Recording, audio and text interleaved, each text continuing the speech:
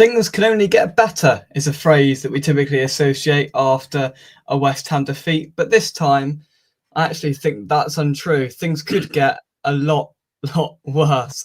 Welcome back to West Ham Unofficial. I hope you are, or you join us for the match preview of West Ham versus Chelsea. Just the second game out of 38, which is setting up to be a long season for West Ham. And I'm already sat here thinking, roll on May. But who knows? Anything could happen. I have a couple of guests joining me to discuss Friday night's game. Gary and Phil, how are we, fellas?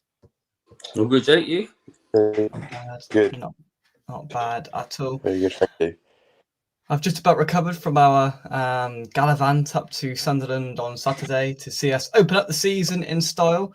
Well, at least that was the plan. But before we talk about Friday, because I think it's going to have such an impact on everything we say, let's just have a quick debrief of what we saw on Saturday. Gary, it was set up with hopefully let's have a bit of optimism and let's try and start on the front foot. Well, anything but. There's so much I could say, Jake, but the thing that really annoys me is that everybody knows for the last two seasons we need some pace and power in the midfield, and we just haven't got it. And James Ward-Prowse would not get in any other Premier League team in the country, nor Rodriguez. And we've got Alvarez on the bench, who's better than both of them. And we've got Souček, who scores some goals. I just don't understand Podol's tactics. He played Potts all season and left him on the bench for the kick-off. It's obvious those two have played together so many times in the past. Were overrun. It was obvious that it was going to happen. And if we play those two against Chelsea, we get absolutely murdered on Friday night. It's painful. It's painful to watch. Absolutely. Well, I mean, Phil, it was always going to work, wasn't it? A midfield two of Rodriguez and Ward-Prowse. They're definitely not both slow, lethargic, weak midfielders put together would be overrun by any midfield in the league. Not good. They knew the issues, coming into the season. It should have been rectified straight away. If I wasn't expecting Potts to start, but Rodriguez to start was baffling for pretty much, I'd say 100% of every fan. Obviously, you was up there. Obviously, we was all watching it back here. I feel like it's not a good start, and it's just proved it even more that the main or the key area we should have improved on, and we haven't. It just don't make no sense. And now it's continuing into the start of this season, making it even more negative now. But do you know what, Phil? I couldn't sleep last night, so I woke up quite early. I listened to the 72 Plus podcast on BBC One 5 Live. No. It's basically a podcast for 72 clubs outside the Premier League, and they had the Crew Alexandra manager on there. And he said, and they said to him, what did you identify? He said, at the end of last season, he said, I had no pace and athleticism in midfield. He said, I identified that and I've sorted that out. And they're top of the league too now, after 4 games. He can identify at his level, and we can't go at our level. It's just crazy. Yeah, and it's just laughable, isn't it? Because you now see today the reports are coming out that we put in 4 bids for midfielders, and all the bids have been rejected, and you can see it, can't you? I mean, it's not rocket science. You can see we've watched this first game of the season, and they've went, oh, blimey, we need some midfielders there. Whilst we've been saying it for 2 months. I mean, it's laughable, and you can guarantee all those bids were 10 million quid less than what they probably wanted, just to make it look like we're trying. I was going to say, Jake. Southampton, Fernandez, we put in bid for 30 million. Saints want 60. So guess what our second bid was? 32. I mean, if you don't laugh, you cry, do you? Yeah. Talk about insulting. It's just like, what are you doing? It's just you go in somewhere and go, right, can I pay 30 quid for that? And they go, no, it's 60, mate. You go, all right, I'll give you 32. Like, go into Ferrari shop, but it's 60 grand second-hand Ferrari. Give you 30 grand. No, or 60. 32. No, you're not still going to get it, are you? I mean, what world are we living in? It's fantasy land, Phil. Yeah, we're the kings of lowball offers. I know. You don't want to. Try not to overpay for some players, because obviously there's a lot of inflated transfer fees nowadays. But I think the way we try and do business is, a lot of people have said it in the past, where we're trying to do business like it was like the 90s or the early 2000s, really. Try and get them as cheap as possible. The thing is, if we was if Potter and the other guy he's brought in to do the transfers, if they were properly in charge, then you can get decent possible midfielders from somewhere around Europe or in England for a decent price, because they're sort of untapped talent, but we're still going down the wrong route. They've been told by Simon right from the start that we need to sell before we can buy, which is, telling everybody, showing our hands straight away, which is ridiculous. And you're not telling me Graham Potter went up to Sullivan's office and went, "I'll tell you who I want, mate, Callum Wilson." Like, that's not happened, right? That is purely a Sullivan signing, probably along with Carl Walker-Peters, maybe. They are not Potter signings. Definitely not Callum Wilson. I can bet my life on the fact that was a Sullivan planted by, Christ, we need a striker. And they've obviously not paid too much attention to what happened at the back end of last season. Thought everything's hunky-dory in midfield because we've got 6 players in there, but no one's told them that they're 6 crap players.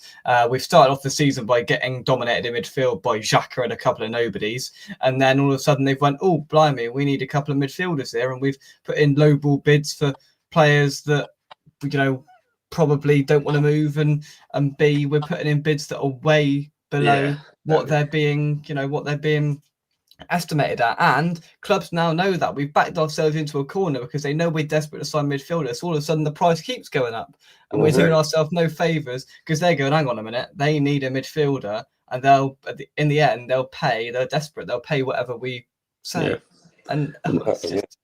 And as the time gets on, it will get more and more desperate. I mean, Sampol's at Chelsea. He's not going to join us. There's no point being there. And we've been for Barcelona. I mean, what are we doing? You can guarantee it will be a deadline day signing of Conor Gallagher. You heard it here first. Josh Brownhill, that's the man. There you go. There's a double for you. Josh Brownhill and Conor Gallagher double. Sullivan special. Job done. Move on. Hey. Right, let's take some comments before we move on. Even if everyone can't think of a game I've looked forward to less that I have a ticket for. Yeah, I do fear. I do feel for anyone. Gary, you going up or not? Strangely, no, I've sold my ticket. Can't think why. I think you're very wise. I was told by Mrs. Whitehead, so with great glee I obeyed her. But we've got some brilliant games coming up, like Brentford on a Monday night and Everton on a Monday night and Leeds away on a Friday night. It's just fantastic scheduling, isn't it? Yep. Obscene. Terry says, "Even if I had all of a sudden, I'm happy to be going to some random wedding on Friday." It's a long drive from Wales to London Stadium for a drubbing. I think I prefer a random wedding too. Stop off in Oxford and get the booze. Of course, drink that booze when you get home and not when you're behind the wheel. Of course. Terry, I hope you are well. 3 good things about Sunderland. Definitely not the football. A cheap pint, a good breakfast, and a good train. Yeah. Tell you what, everything bar the 90 minutes of football was excellent. I had a cracking day, and I didn't let the football affect me too much as well, which was always a positive. 10 days until Nottingham Forest. Brilliant.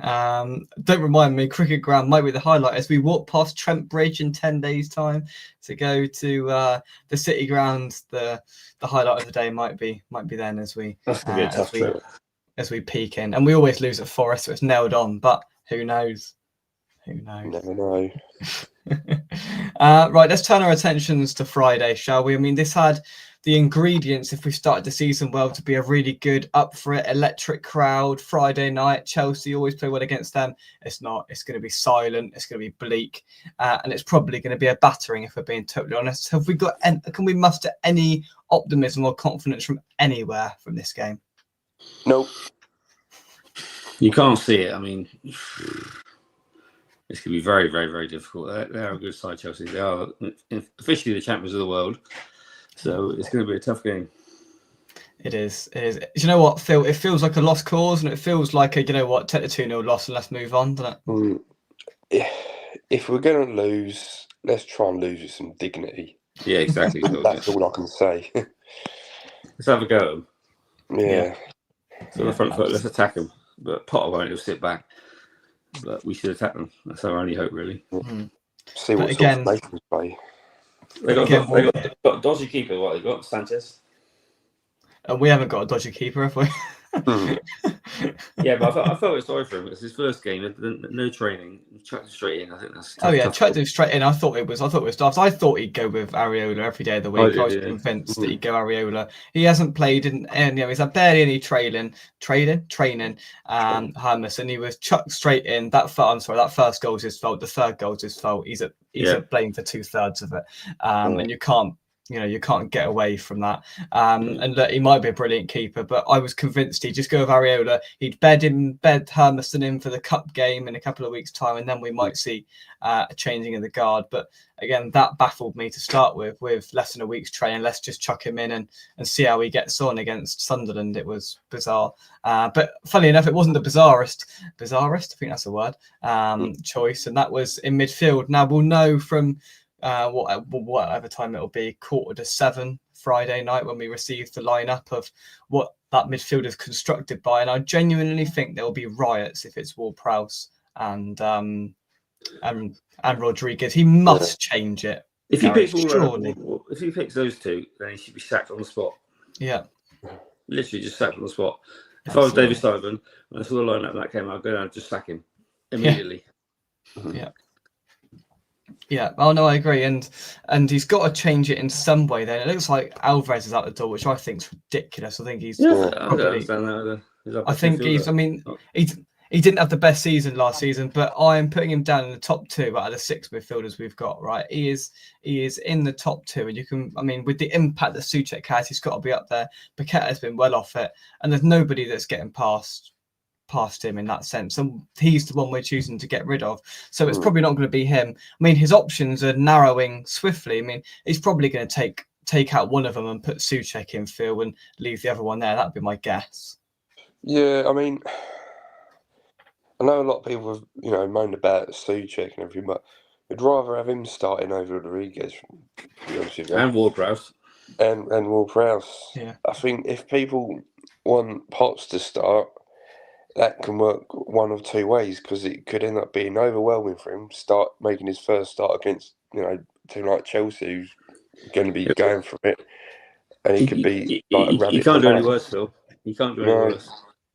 Yeah, it's a risk that he's going to have to take, or it's a massive gamble no matter what he does. But he knows, he would have seen all the backlash from fans, from social media and everything, about starting selections and formations, what have you. So it's he's got to get this. I'll go left field. I'll pick Callum Marshall for Friday night. I'll give him a go. He goes on the front foot, he attacks. Sort of needs someone to attack. Stick him up front, put Bowen in his proper position out on the right. Then we've got a chance. Yeah. But I think the fan base have now adopted a mentality of it can't get any worse, whoever they put there. We'd like to see even if it's a car crash of a midfield, you go, no, what, he changed it, okay, it didn't work, but he changed it. It's got to be something different, and and it was really quite pressing to see the mood in the away end, and I sensed it straight away. There was some, we saw some West Ham fans, and in the ground before the lineup came out, there was some optimism, and there was a bit of bounciness about it. That lineup came out, everyone looked around at each other and went, what on earth has he done that for?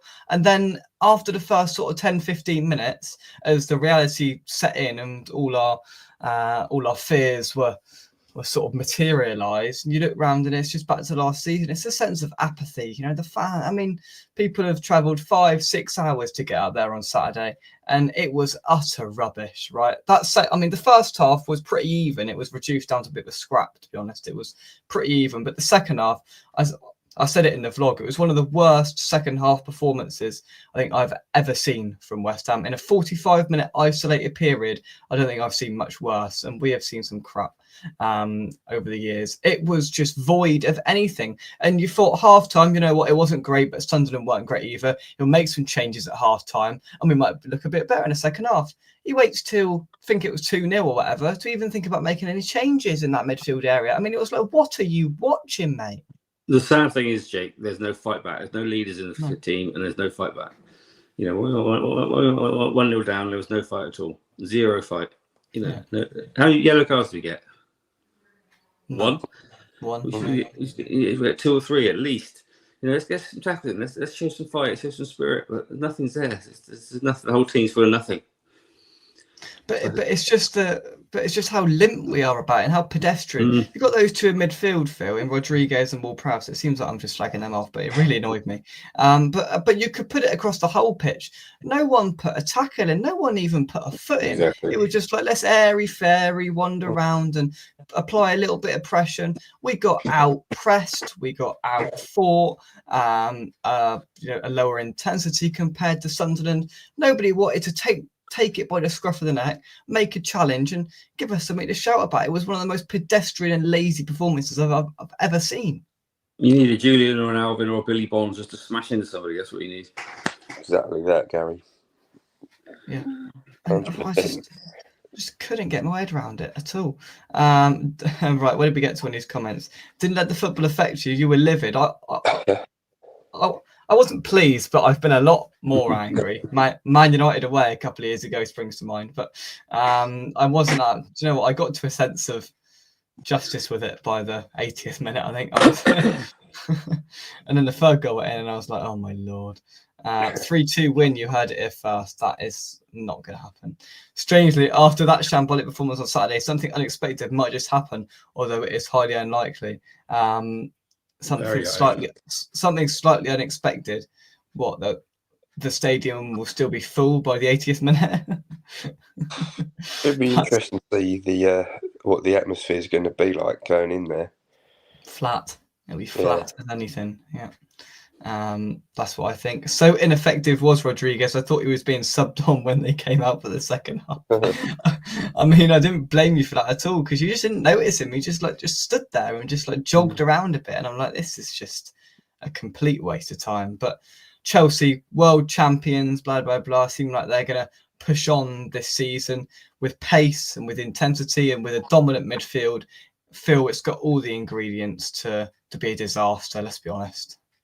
Yeah, I think it's been a bit of a whirlwind the last few years for Chelsea, but I think they're finding that cohesion now. With their young players, they're all bedding in. They're trying to become a team. So young, energetic. So they're going to be jumping at the bit, and they want to be progressing to be a top 4 champion contenders again. So this is a good game for them, really, because they know how better we are, so they can easily take advantage of every single weakness that we've got out there. I mean, to be fair, historically, I'm going to go into a bit of a Larry stat attack mode here, and just off the top of my head, and say that we've got quite a good record against them at our place. Well, my mind goes back to last year with the Paqueta penalty in the Antonio goal 3-1, and then the year before, I think we beat them as well. And last year we lost 3-0 at home, because lost 3-0 at home last year because Jackson scored. We'll just ignore that one. Yeah, sorry. The year before we beat them, and then there was the Masuaku 3-2. Yeah, we done quite well against them. I was just looking at the odds there, Jake. We're 4.5 to 1 to win at home, with 3-1 to get a draw, and Chelsea are odds-on favourites. Well, I think that's quite handy in our sense, really. I think they're doing us a few favours there. Place your bets, people. I mean, yeah. Well, I mean, and we beat them. Yarmolenko game, we beat him at home as well. So we beat him a few times at our place. Yeah, over the years, he's done all right against them. But I think it's going to be really, really hard game. Let's go on to some score predictions then.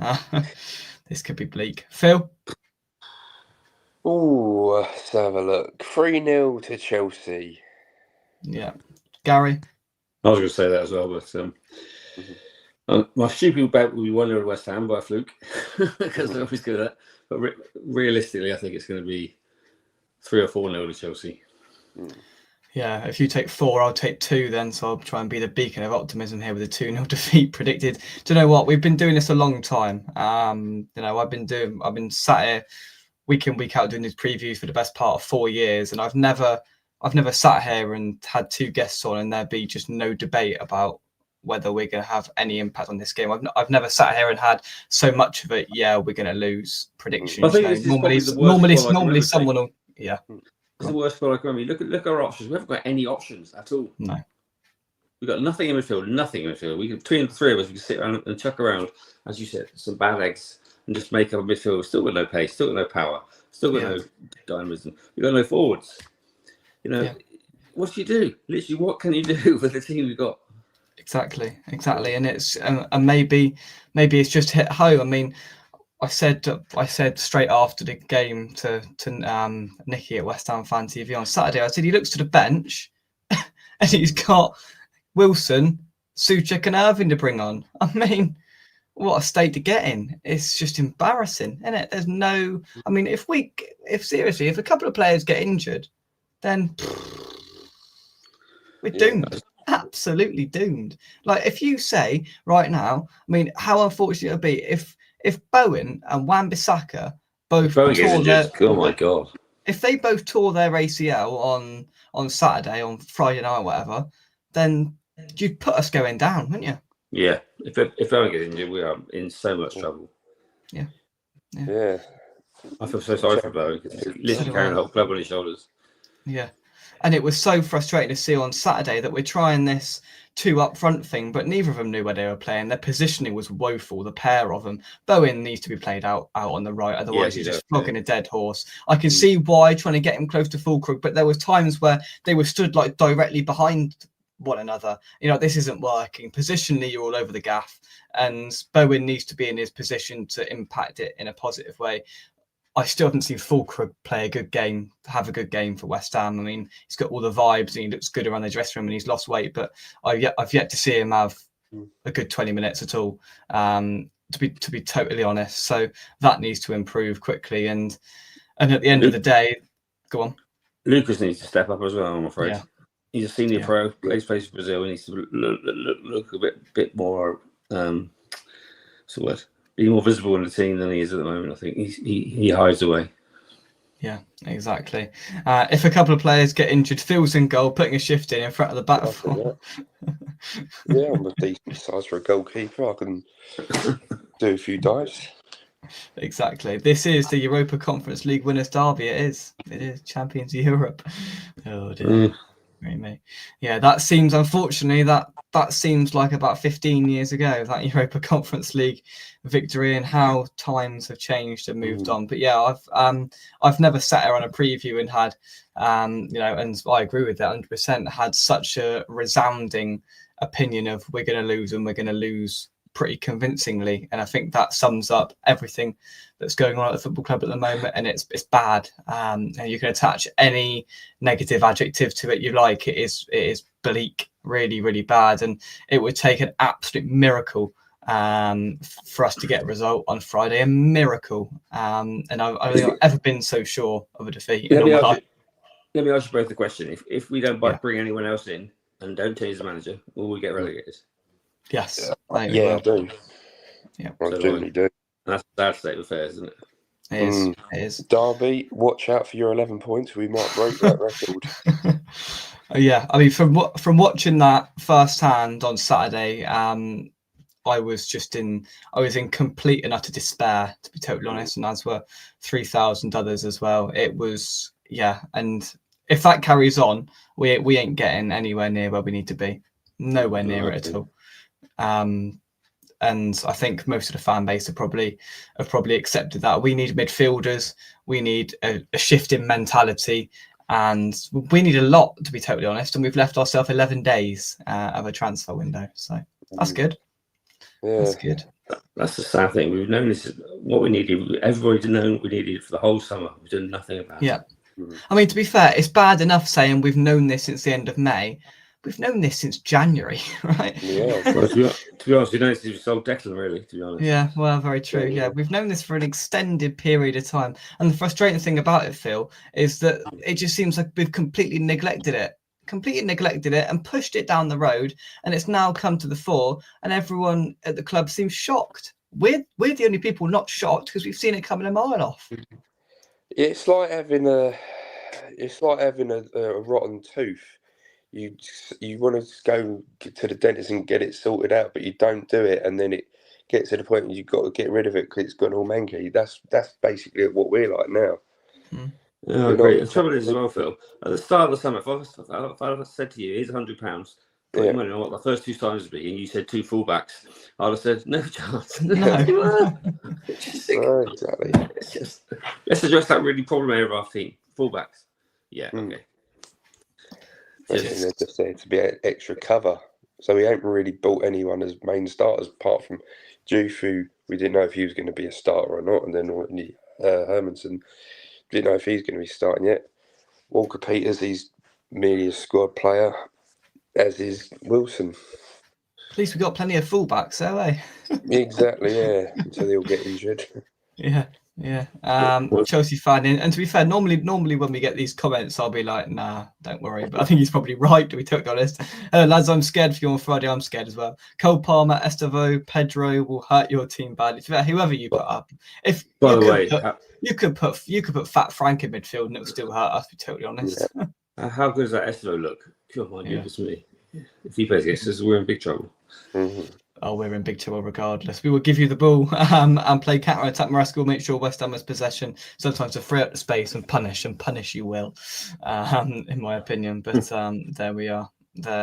Right then, we will leave it there. That's probably the most depressing match preview I have ever brought to YouTube, but we can't bear away from the facts and the reality of it, unfortunately. And until we see any sign of improvement, any sign of difference, then that's what it's going to be. And I just hope that we can turn things around. And you look at the fixtures I've got here. So we've got Chelsea, then we've got Nottingham Forest away, which we never win. Tottenham at home, Crystal Palace, Everton away. I mean, to be fair, I'm looking at this thinking we could be on zilch points at the end of September. Like Tottenham could beat us, Palace could easily beat us, Everton away on a Monday night, tough place to go. Then all of a sudden Arsenal, then Brentford. So maybe we're looking at towards the end of October before we get a point on the board. I mean, it's lunacy, isn't it? Always preferred the Championship anyway. Well, yeah, good days out, isn't Yeah. it? It's scary, but where can you legitimise points coming from Chelsea, Nottingham Forest, Tottenham, Palace, Everton, Arsenal? Where are points bring in some coming players. from? We need to bring in some players. We have to bring in some players. Simple as. We do. Otherwise, we were in for a long old time. But Gary and Phil, thank you very much. Go on. You hear Karen Brady on TalkSport on Sunday? I did listen to Karen Brady on TalkSport on Sunday, and there were some nice soft-serving questions served up, wasn't there? I know, but she lives in the cloud cookie land, doesn't she? I did find it funny when they announced it and they put it on Twitter. Everyone was like, "Let's have a fan phone in. That would be the most revolutionary piece of content ever produced." You imagine if they did an unscripted, unedited, live fan phone in with Karen Brady with West Ham fans. TalkSport would be taken off air permanently.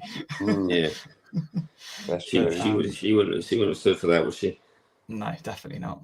But no, it wasn't anything that wasn't expected, really. I mean, she said they're pushing to bring players in, but of course she's going to say that. We'll see if anything happens. Exactly. It didn't really teach us anything. We didn't know. We'll have a Chelsea Insight tomorrow evening. We'll be joined by a Chelsea fan to see whether they give us any chance or any more chance than we give ourselves ahead of Friday night. But until then, thank you very much indeed for watching. Drop a like on the video and subscribe to West Ham Official if you hit the like button. That might be one less goal that we concede on Friday. Think of it like that, eh? How positive. Phil and Gary, thank you very much indeed. Cheers, Joe. From us, come on you irons, and we will see you soon right here on West Ham Official. Thank you very much and goodbye. See you later. Cheers, Joe.